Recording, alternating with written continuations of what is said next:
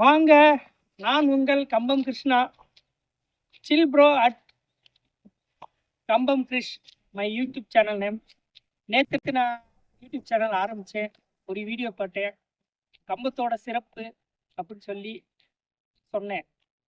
நிறைய பேர் கேட்டாங்க, சிறப்புன்னு சொன்னீங்களே அது என்ன சிறப்பு அப்படின்னு கேட்டாங்க. எங்கள் கம்பமே சிறப்பு தாங்க, அதை சொல்கிறேன் கேளுங்க. கம்பத்தில் பார்த்தீங்கன்னா நிறைய ஓடைகள், நிறைய குளங்கள் இருந்துச்சு. இப்போ குளங்கள்னு பார்த்தீங்கன்னா நாகப்பன் குளம், நாயக்கன் குளம், உடப்படி குளம், பெரிய குளம், அஞ்சல் குளம், இன்னும் பல குளங்கள்லாம் இருந்துச்சு. ஓடைன்னு பார்த்தீங்கன்னா சேன ஓடை, கோசேந்திர ஓடை, பெரிய ஓடை, பைத்தியக்கார ஓடை, ஈபி அலுவலகம் உள்ள ஈபி அலுவலகம் பக்கத்தில் இருக்க ஓடை, இன்னும் நிறைய ஓடைகள்லாம் இருந்துச்சு. கம்பம் இது ஒரு நகராட்சி. தேனி மாவட்டத்தில் 6 நகராட்சியில் கம்பம் ஒரு நகராட்சி.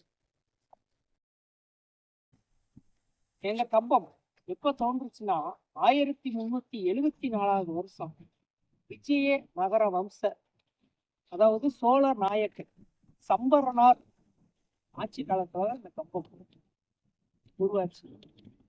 அதுக்கப்புறம் படிப்படியா வளர்ச்சி அடைஞ்சது. எங்க கம்பம் கிழக்குல 7 அணையும், தெற்குல பாத்தீங்கன்னா தேக்கடிங்கிற ஒரு சுற்றுலா தலமும் மிக சிறப்பு வாய்ந்தது. எங்க கம்பம் மேற்கு தொடர்ச்சி மலை அடிவாரத்துல கம்பம் பள்ளத்தாக்குன்னு சொல்றோம். இங்க மெயினா பாத்தீங்கன்னா ஒரு 3 ஆறு, முல்லை பெரியாறு ஆறு, சுருளி ஆறு, சமூக நதி ஆறு, எங்க கம்பத்துல பெரிய வளம் சேர்க்குது. இந்த கம்பத்துல விவசாயம் தாங்க மெயினான தொழில். இங்க ஏலக்காய், தேங்காய், திராட்சை, பன்னீர் திராட்சை, இது 3ம்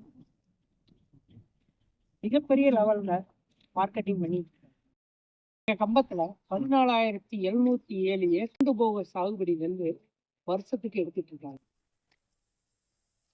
எங்க கம்பத்தை உப்பூர் திருப்பத்தூர்ங்கிற இன்னொரு பேர்லையும் பல வருஷத்துக்கு முன்னாடி கூப்பிட்டு இருந்தாங்க. எங்க கம்பத்துல இன்னும் சொல்லணும்னா சொல்லிட்டே போகலாம். இது ஒரு விவசாய பூமிங்கிற கூட சொல்லலாம்.